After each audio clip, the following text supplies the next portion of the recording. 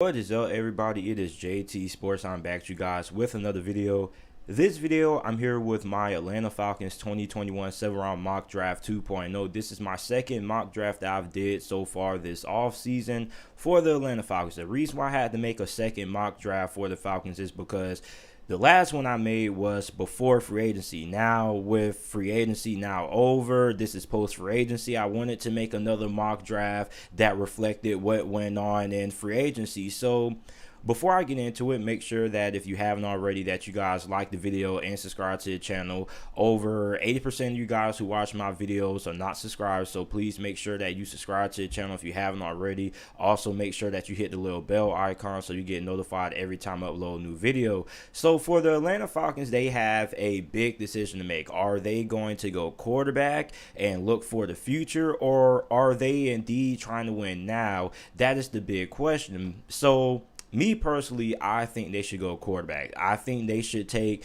whoever is the best quarterback available on the board out of the top three: Zach Wilson, Justin Fields, or Trey Lance. Now, if Zach Wilson goes to New York Jets at 2 like we all expect, and Ohio State quarterback Justin Fields ends up going to the 49ers, then Trey Lance will pretty much be the best quarterback on the board. So I think it would be making the most sense if Atlanta went to draft Trey Lance. Now, I understand some Falcons fans are probably going to be like, well, JT, Matt Ryan just redid his contract. He still has 2 years left. That's understandable. But you also got to look at it like this, okay?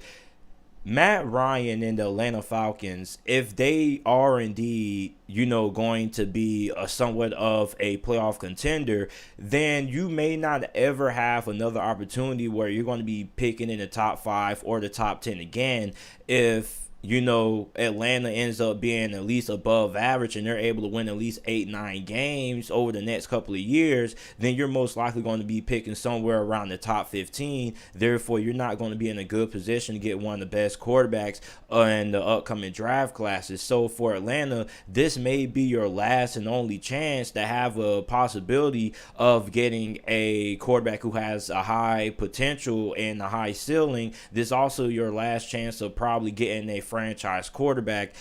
So for Atlanta, I would pick Trey Lance, even though he doesn't have to start right away. He can sit behind Matt Ryan for a year or two, but I simply can't pass up on the opportunity to draft the quarterback when you may not have another opportunity to draft one of the best quarterbacks ever again. So I will personally take Trey Lance. I think that with a new regime in there, new head coach, new GM, they probably would like to have their own guy in there, because Matt Ryan, I still think he's a serviceable quarterback. I still think he's a top 14 QB despite the obvious signs of regression, but I do think that you have to take a quarterback because you never know if you're going to be in this situation again with the chance of selecting one of the best quarterbacks in the draft class. Moving on to their next pick in the second round, I have them taking edge rusher JAYSON OWEH out of Penn State. Now, he's 6'5", 257 pounds. Now, basically, you're drafting this guy based on potential, because this guy is super explosive, super athletic, fast, and powerful. He kind of has like a Myles Garrett, Jadeveon Clowney kind of athleticism. But the thing about him is the fact that, first, he doesn't have a lot of experience. On top of that, he doesn't have a lot of production. He had no sacks last year in 2020. He only had 5 sacks in 2019. So really, you're judging him based on his 2019 season. We're acting like 2020 never existed. Now, for JAYSON OWEH, he has the physical traits that could translate to him being a dominant pass rusher, or at least above average pass rusher in the NFL. I think he would kind of be like a Dante Fowler if he develops the right way. So I have him going 35th overall to Atlanta Falcons, who right now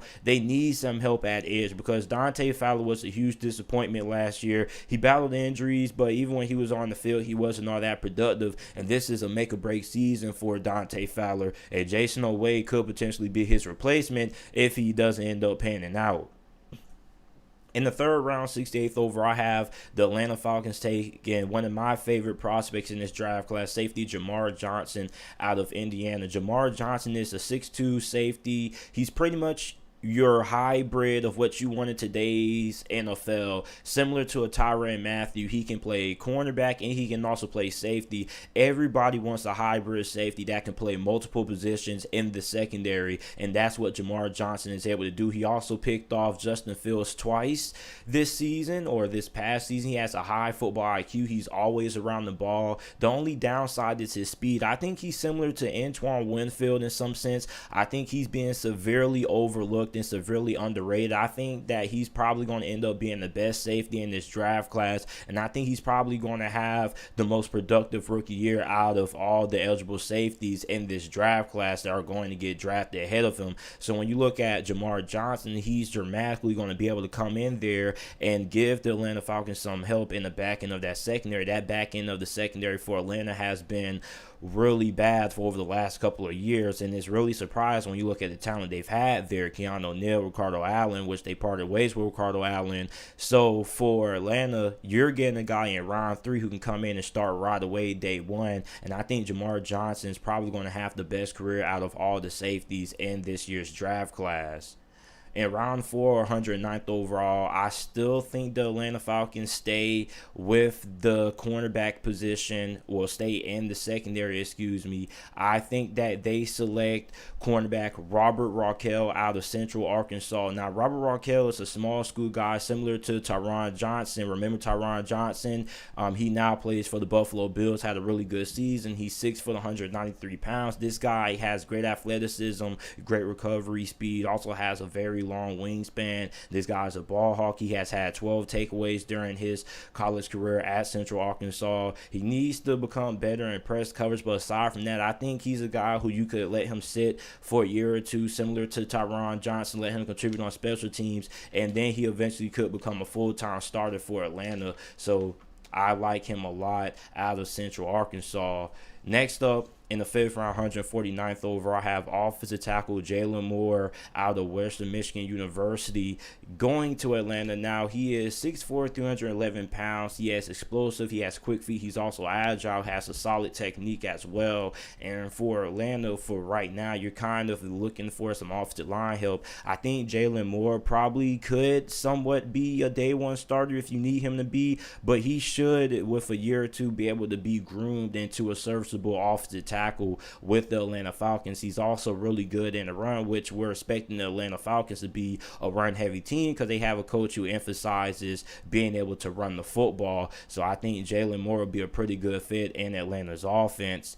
Moving on to their second 5th round selection, have them selecting halfback Larry Roundtree III out of Missouri. Now, I know they already have a pretty loaded group at halfback already, but you don't really have anybody who really stands out. So for Larry Roundtree, he has the opportunity to come in and pretty much prove himself, because Todd Gurley, I don't think Todd Gurley was that bad like a lot of people try to make him out to be.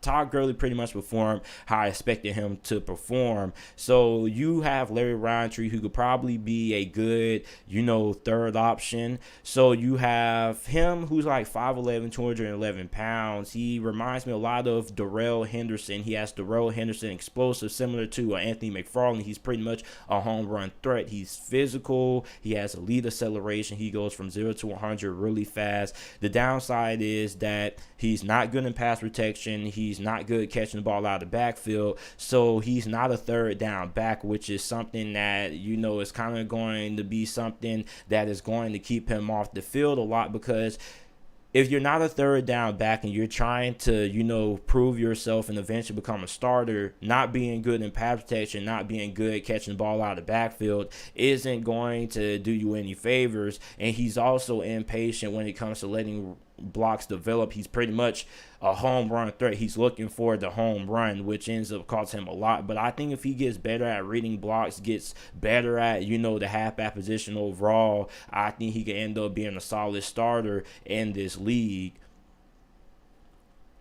in the 5th round, their third 5th round selection, their last 5th round selection. I have them selecting tight end Hunter Long out of Boston College. Now, it looks like Atlanta is going to be looking for another tight end because with their new head coach, they're pretty much going to be running 2 tight end sets, which was something that he did in Tennessee a lot. So Hunter Long will be a really good fit alongside Hayden Hurst. He's 6'5", 254 pounds. He's a solid route runner from the tight end position, has good hands, really good at keeping the chains moving. As a matter of fact, he had 16 first down receptions during his time at Boston College. So you got a guy who reminds me a lot of Heath Miller. I don't know if a lot of you guys remember Heath Miller, but Heath Miller probably was one of the best tight ends during his time with the Pittsburgh Steelers. He was really underrated, kept the chains moving, didn't really have a lot of big explosive plays, but he was really consistent in terms of keeping the chains moving, keeping the drive alive on 3rd down. That's who Hunter Long reminds me of coming out of Boston College.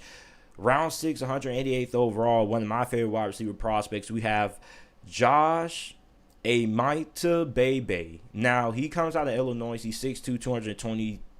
He's 6'2", 220 pounds. Now, he reminds me a lot of Hakeem Butler. Remember Hakeem Butler from a couple of years ago coming out of Iowa State, how he had those Calvin Johnson comparisons. Then he gets drafted by Arizona, has a season-ending injury, and pretty much we haven't heard his name ever since. The last time I heard of Hakeem Butler, he was converted to tight end with the Philadelphia Eagles. So I think Josh has that similar skill set. He's an explosive jump ball wide receiver. As a matter of fact, he has a 46.5 vertical, one of the, best vertical leads ever recorded, and he's super raw. His route running needs a lot of work, but I do think for Atlanta, he could kind of be a good jump ball wide receiver when they're looking to push the field on play action situations, and I do think he could be really good in the red zone as well. So moving on to the Atlanta Falcons' last pick of the draft.